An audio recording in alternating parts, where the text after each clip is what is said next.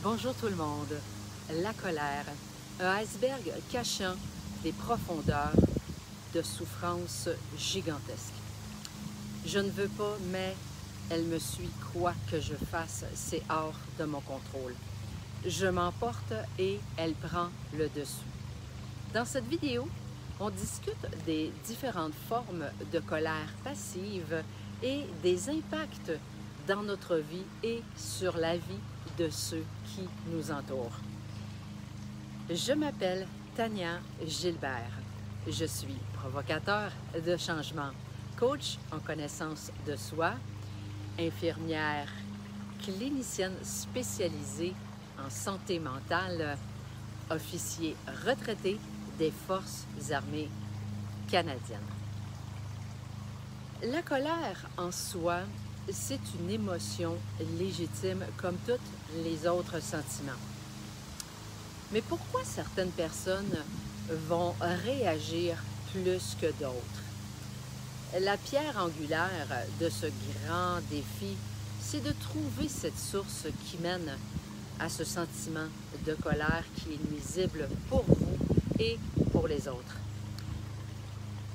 Ce n'est pas toujours évident non plus dans certaines situations lorsque la tension est à son comble et que l'on doit garder son sang-froid. Quel défi! La colère nous pousse à commettre des actes impulsifs que nous allons aussitôt regretter par la suite. Parfois, il est difficile de récupérer certaines paroles et certaines actions.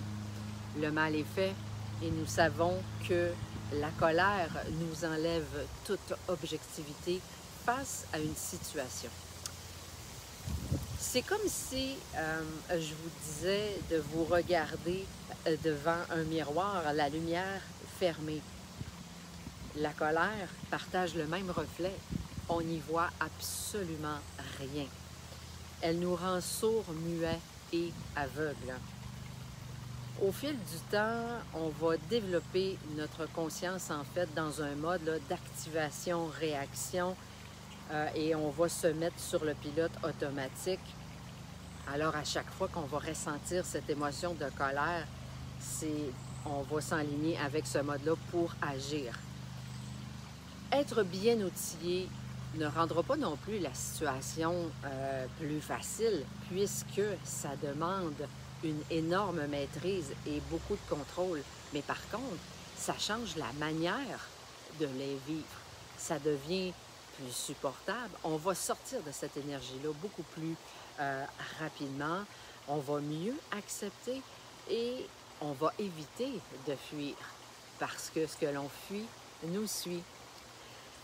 Nous sommes tous plus vulnérables aussi dans certaines situations ou dans certains moments pour pouvoir contrôler ou gérer nos émotions. Entre autres, quand on se sent plus fatigué, quand on est plus stressé, quand on est tendu, préoccupé, quand on manque de sommeil aussi. Parce que pendant longtemps, moi, j'ai utilisé la colère comme moyen d'expression. Et dès que je sentais une perte de contrôle, la colère se manifestait automatiquement, mais je perdais encore plus le contrôle en fait, puis je ne réglais absolument rien. Parce qu'en général, là, quand on est en colère, puis les deux personnes, là, ça ne fait que dégénérer, puis la plupart du temps, puis personne ne va s'écouter. Puis là, le ton continue toujours de monter, on devient plus fâché, puis là, l'autre personne aussi, on n'entend absolument plus rien de ce que l'on va dire. Puis on va se fermer à double tour encore plus. Le problème va persister, il va s'amplifier. On est triste par-dessus le marché, puis encore plus vulnérable.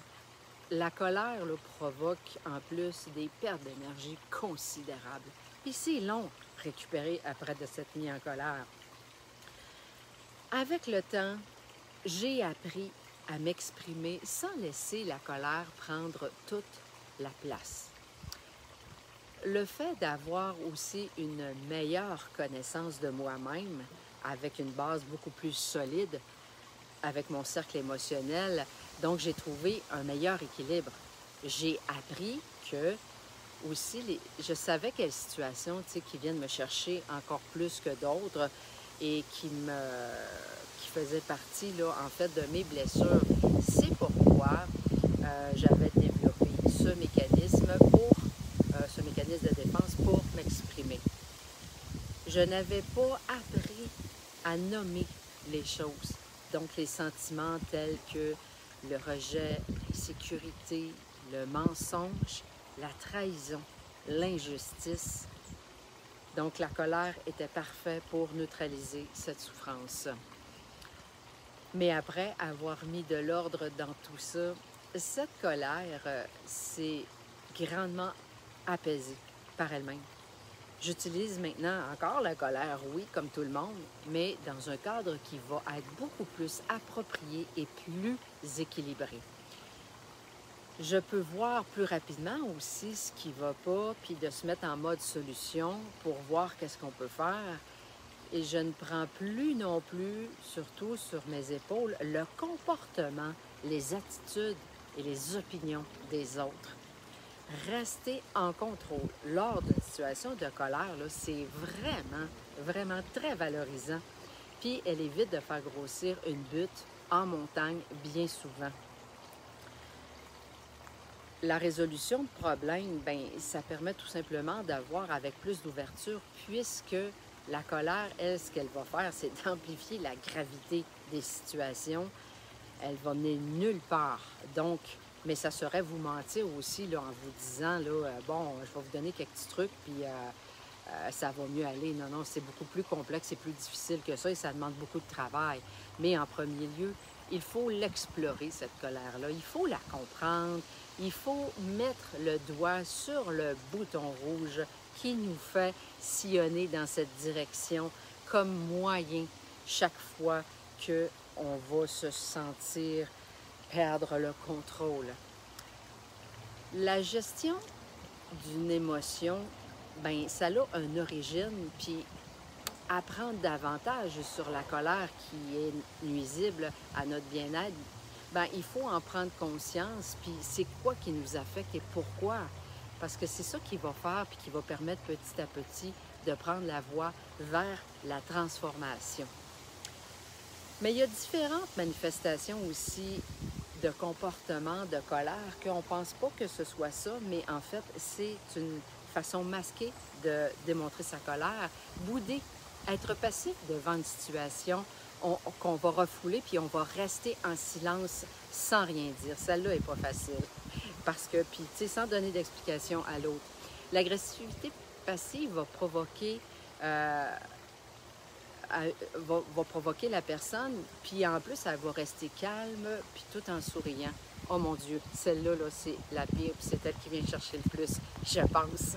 Juste à y penser, là, je souris, mais c'est pas évident.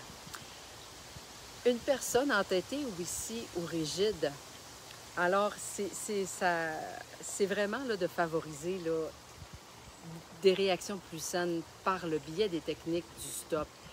C'est très simple, très efficace, puis beaucoup de gens la connaissent aussi de toute façon. Et puis de façon générale, ça va tout simplement redescendre l'émotion là, après 10-15 minutes.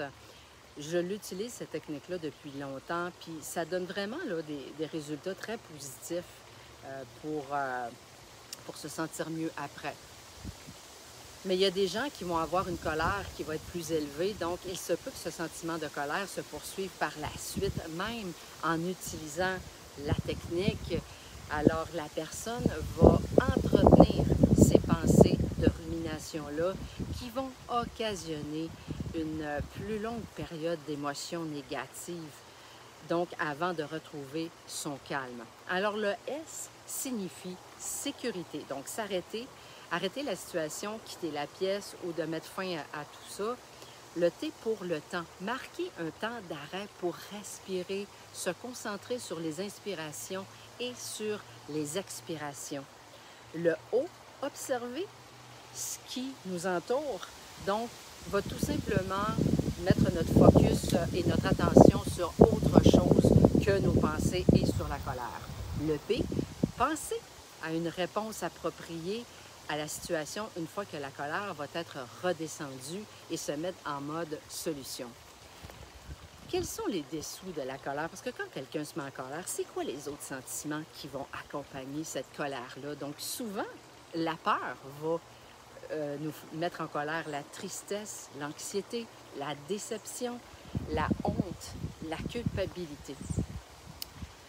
Alors, en conclusion, la colère est un sentiment qui est destructeur, donc on le sait tous, mais pour celui qui la vit, mais aussi pour celui qui l'a subi.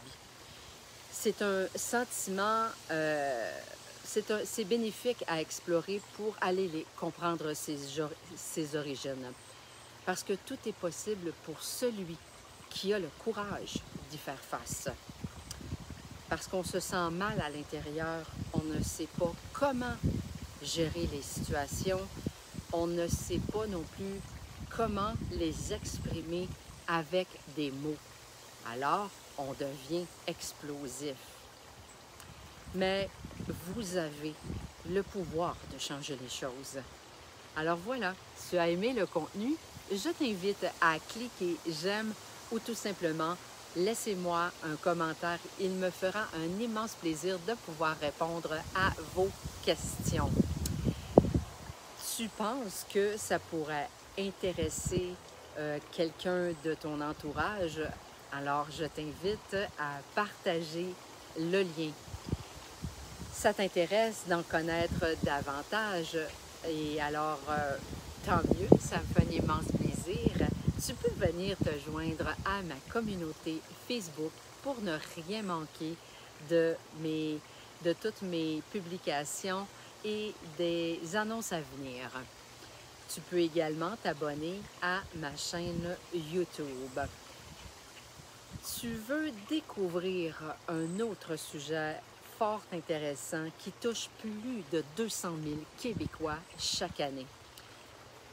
Alors, je t'invite à télécharger dès maintenant mon e-book d'informations gratuit sur la luminothérapie. Alors voilà, j'espère que ça vous a intéressé et je souhaite pouvoir vous revoir dans une prochaine vidéo. Sur ce, prenez soin de vous. Bye!